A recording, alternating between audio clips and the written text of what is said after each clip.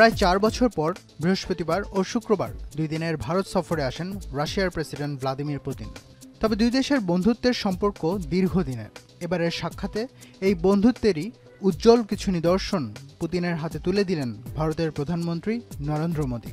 যেসব উপহারের সবই ভারতের ইতিহাস, ঐতিহ্য আর শিল্প সংস্কৃতিকে তুলে ধরে এমন। উপহারগুলোর মধ্যে অন্যতম রাশিয়া ভাষায় অনুদিত ধর্মীয় গ্রন্থ গীতা। এছাড়া আরও ছিল আসামের বিখ্যাত ব্ল্যাক টি। ব্রহ্মপুত্র উপত্যকার উর্বর মাটিতে উৎপাদিত এই চা স্বাদ ও উজ্জ্বল রঙের জন্য বিশ্বের সমাদৃত। 2007 সালে জিআই ট্যাগ পাওয়া এই চা শুধু স্বাদের জন্য নয়, স্বাস্থ্যের জন্যও বেশ উপকারী। হয়তো চায়ের সাথে মিল রেখেই অন্যতম উপহার ছিল মুর্শিদাবাদের রূপার কারিগরদের তৈরি একটি অপূর্ব টি সেট, যার প্রতিটি নকশা ভারতীয় ঐতিহ্যের এক অপরূপ নিদর্শন বহন করে। মহারাষ্ট্রের দক্ষ শিল্পীদের তৈরি রূপার ঘোড়াটি ছিল সৌন্দর্য, মর্যাদা ও বীরত্বের প্রতীক। ভারত ও রাশিয়ার সংস্কৃতিতে ঘোড়া শক্তি ও অগ্রগতির প্রতিচ্ছবি।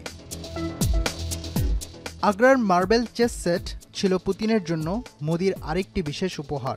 আরও ছিল কাশ্মীরের অমূল্য রত্ন জাফরান, যার রং, সুগন্ধ ও অনন্য স্বাদের খ্যাতি বিশ্বজোড়া। এদিকে ভারতের রাষ্ট্রপতি দ্রৌপদী মুর্মুর আমন্ত্রণে পুতিনের নৈশভোজের মেনু নিয়েও আলোচনার শেষ নেই। ডিনারের টেবিল জুড়ে ছিল ভারতীয় খাবারের আধিপত্য।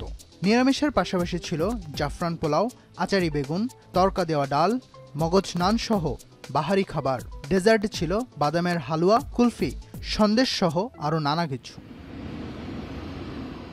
এদিকে বরাবরের মতো এবারও রুশ প্রেসিডেন্ট ভ্লাদিমির পুতিন তার ভ্রমণের জন্য অতিরিক্ত নিরাপত্তা নিশ্চিত করেছেন।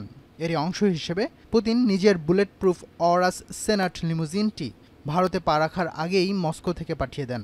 সেই গাড়িতে করেই ভ্রমণ করেন দিল্লিতে।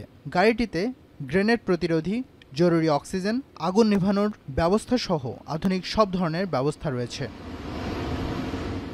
ফাজল রাব্বী খান, এখন বিশ্ব।